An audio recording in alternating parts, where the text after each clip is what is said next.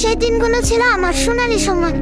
আমি ছিলাম আপনাদের আস্থার প্রতীক, রাস্তার রাজা, এনা ট্রান্সপোর্ট। কিন্তু সব সময় কি একরকম থাকে? আমার জীবনেও নেমে এলো দুঃসময়। যদিও আমি কোনো অপরাধ করিনি, কারো ক্ষতি করিনি, তবুও আমাকে টেনে নেওয়া হলো রাজনৈতিক প্রতিহিংসার খেলায়। আমাকে ঢাকা ময়মনসিংহ রোড থেকে সরিয়ে দেয়া। যে রাস্তায় আমার জন্ম, যে রাস্তায় আমার নাম ছড়িয়ে পড়েছিল, সেই রাস্তাতেই আমাকে নিষিদ্ধ করা হলো। আমি থেমে গেলাম। হাজারো যাত্রী হতবাক হয়ে গেল। কেউ চুপচাপ চোখ মুছলো, কেউ অভিমান করে বলল, আমাদের এনা কোথায়? নতুন নতুন নাম এলো এই রুটে, কিন্তু আমার মতো ভরসা কে দিতে পারো?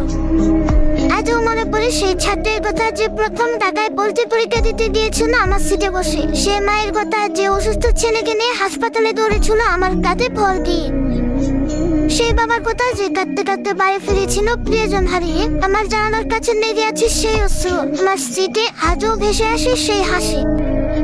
আমি শুধু যাত্রী বহন করি